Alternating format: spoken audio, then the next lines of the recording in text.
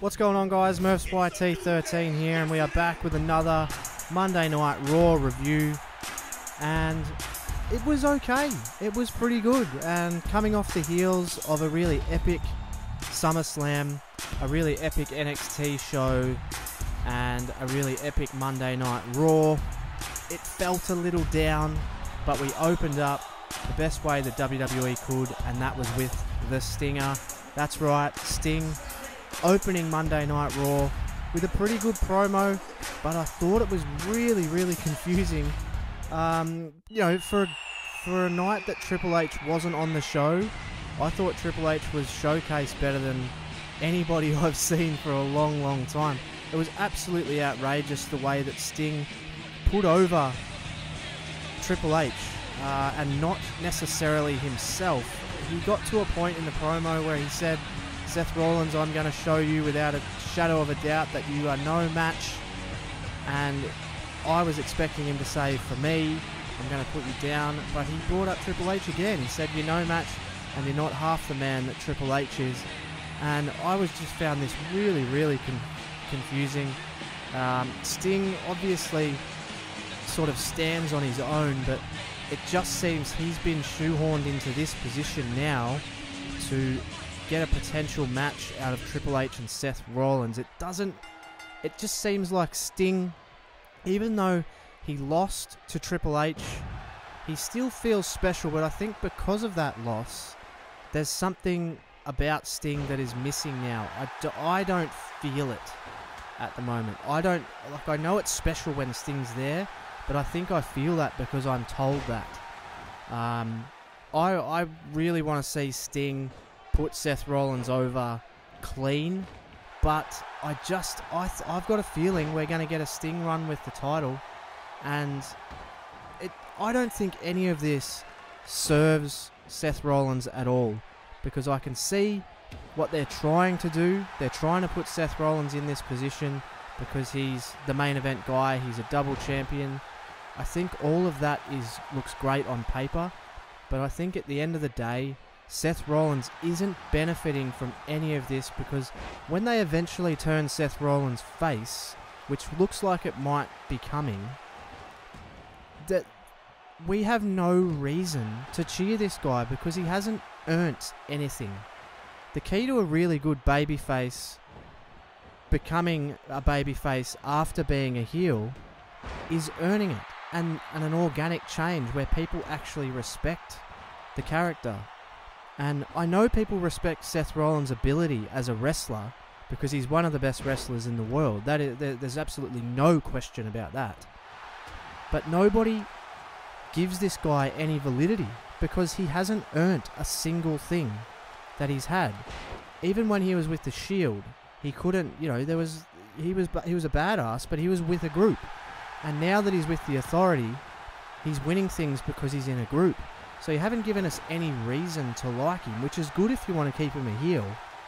But he's not going to... If you just say, okay, we're going to put you against Triple H, on paper Triple H is a heel, so that makes you a face when we eventually pull the trigger. Which I don't think any of this is serving Seth Rollins very well. He's never earned a championship. So why should we believe that he has the ability to do it on his own? And that's just a little bit of a rant on Seth Rollins. We moved on to Dolph Ziggler versus Rusev in a SummerSlam rematch. Why? Because we got nothing else, is basically the message I got. And if you've got nothing else, you just chuck them in and you have a disqualification finish. That just seems to be the WWE style of booking. The in-ring action here was really good, as you can imagine, because these guys are awesome wrestlers. You know, I thought this match was probably arguably better than the one they had at SummerSlam. The double count-out tease was really well done. It genuinely, I thought there was going to be a double count-out. You know, Summer Rae interfering, whatever. I mean, it's the right thing to do because it keeps the rivalry going without actually getting a clean pin. And it was able to get Summer and Lana in the same ring for another pull apart. Mind you, I could watch that all day. I mean, I'm a red-blooded male, so I could watch that all day. We then had our first beat the clock match, Becky Lynch versus Alicia Fox. I thought this did a reasonable job to progress, I guess, because Becky Lynch, you know, she's awesome. She's got to get the win. She did. She got the win in 3 minutes and 21 seconds.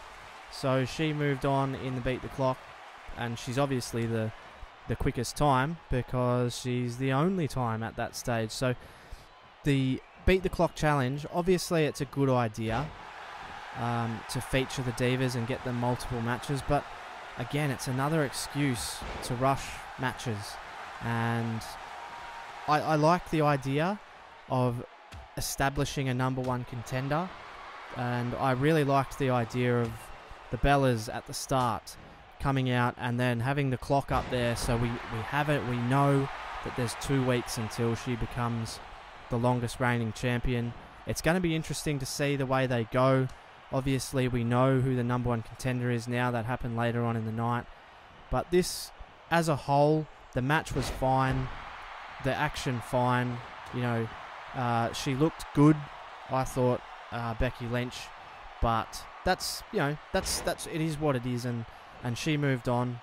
I like that they're building a little bit of dissension in the ranks among the women, among PCB and the girls, because they all want the one thing, and that's the smart way to go. We can be friends, but at the end of the day, we want to be champion, and that's what it should be about. It should be about the title.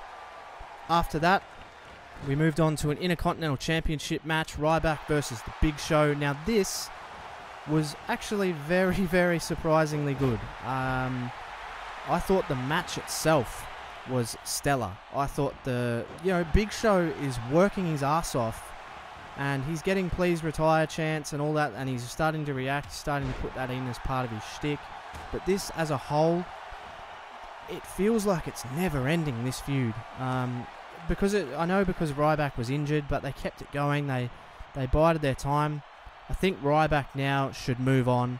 Personally, I would like to see someone like Kevin Owens come and attack him. I want to see that belt injected into the Cesaro-Owens feud. I don't know why it wasn't. I know probably at the time of Ryback winning, they didn't know what direction they were going to go. But I would really like to see that title injected into the Kevin Owens and Cesaro feud. I think that would make for a bit better, but this is a good spot, and I have been impressed with Ryback, but I think he needs a better opponent. He needs to move on from the Big Show, but the finish of the match would suggest that is nowhere near happening.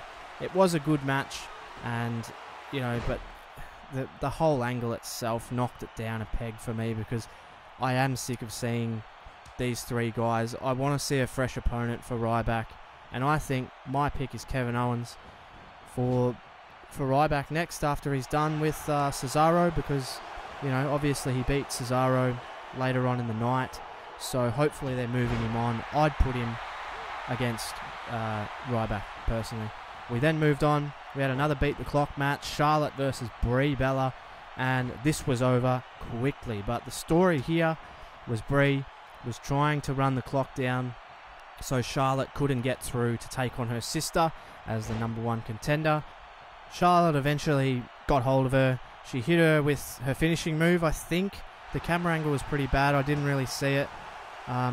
This was a 1 minute 40 match, and we have a new leader at 1 minute 40. This was okay for what it was. It was a good little story to tell, just to get through the match and make an excuse to end it quickly. Not that you would need an excuse for Brie Bella to get beaten by Charlotte, because Charlotte is the best female wrestler, along with perhaps Bayley and Sasha Banks, in the entire company. So we then moved on. We got another rematch, and it was a rematch that I wasn't unhappy about, because I absolutely love these two. I like the little spot they have on the show where they give them 10 to 15 minutes to just go out there and have a stellar wrestling match, and that's exactly what these two did.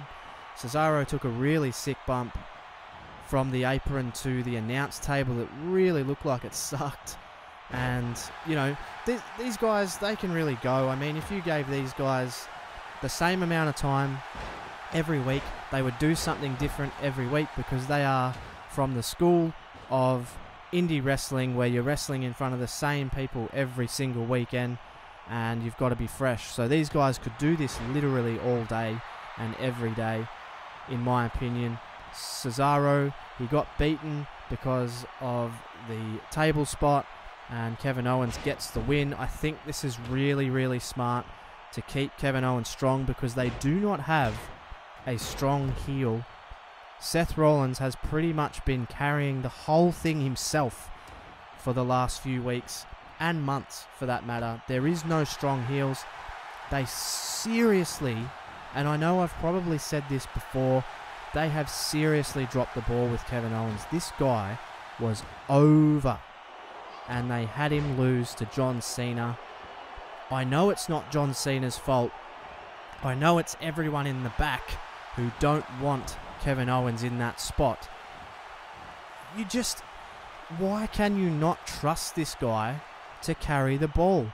These two are phenomenal. Cesaro is unbelievable. Kevin Owens is unbelievable. What is it about them? Is it because Vince McMahon didn't create them? Is it because they were made men when they arrived? Is that what it is? Is it Vince McMahon has to have something that he created? It can't be anything that he'd bring in. And that's why I fear for guys like Sami Zayn. I fear for guys like Finn Balor. I fear for guys like Samoa Joe if he ever gets called up. He's not, and they aren't, a Vince McMahon creation. So that creates a real friction. Whereas Triple H, he appears to be willing to embrace that, because he knows that these guys are serious money. And Kevin Owens wouldn't be in the spot he was without Triple H's backing and without his NXT run.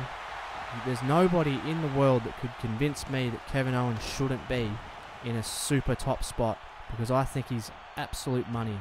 And this match just showed, it just proves that if you give these guys an opportunity, they can connect with the fans better than anybody on that entire roster. This is what frustrates me about the WWE. I'm a massive fan, and I want to see good wrestling. I'm a fan of wrestling. I'm not a fan of bad acting. If I wanted to watch bad acting, I'd watch Days of Our Lives. So let's get it together, and let's get these guys into a position where they can wrestle in super meaningful matches for championships. Rant over. I apologise for that. It's just one of the frustrating things for me. Next up, we had Dean Ambrose versus the debuting Braun Strowman. And this was really cool. I really like Braun Strowman, man.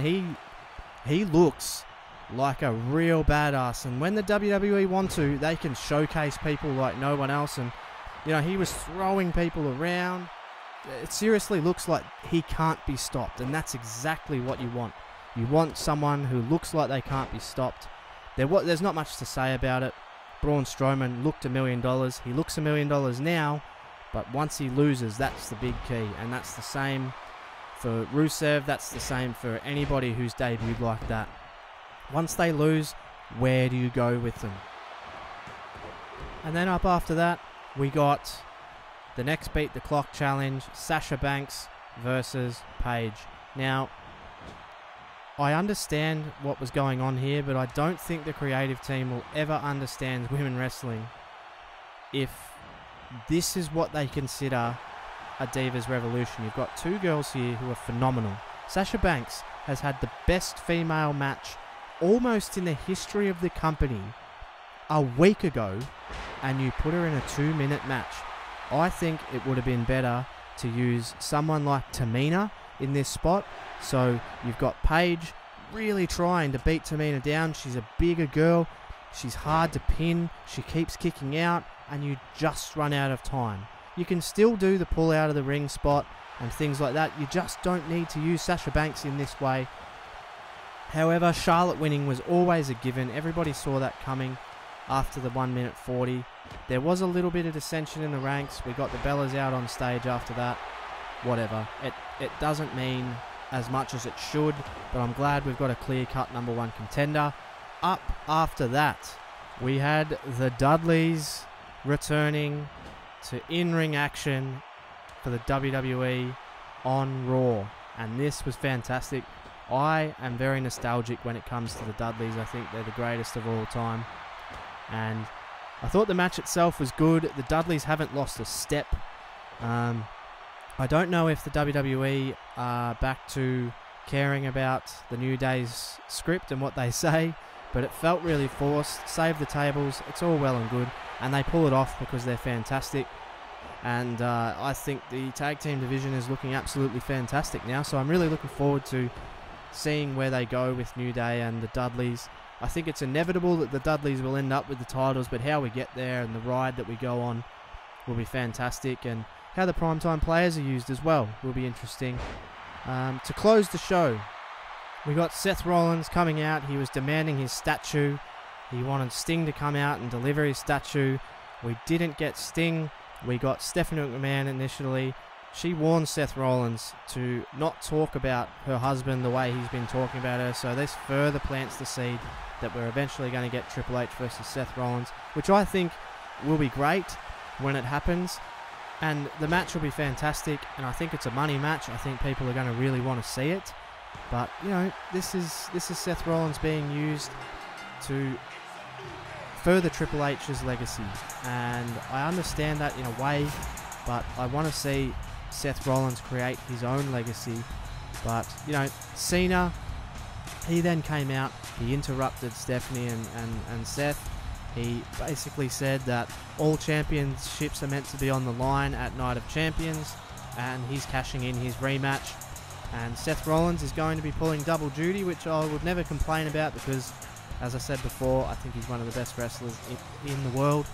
So we ended the show with Cena and Sting standing side by side on the stage, which I thought that was a great image, and that's one that we will see for years and years to come. It'll be on all the openings and all of that sort of thing. But overall, I'd give Monday Night Raw a pass this week, but it was because of some really good wrestling, namely between Kevin Owens and Cesaro, and you know, we've furthered the storylines. So overall, a fine show. I can't really complain. So if you've enjoyed this, again guys, I know we've got a few new subscribers on lately, so thank you so much for joining the fun. Get in the comments below. I'll have a question of the week down there. I'm not quite sure what it'll be yet, but I'll come up with one. And make sure you drop a like. If you're new and your first time to the channel, make sure you hit that little red button and subscribe. I'm back every single week around about this time with a Raw review every week. So, as always, from YT13, thank you so much for watching, and I'll catch you on the next one.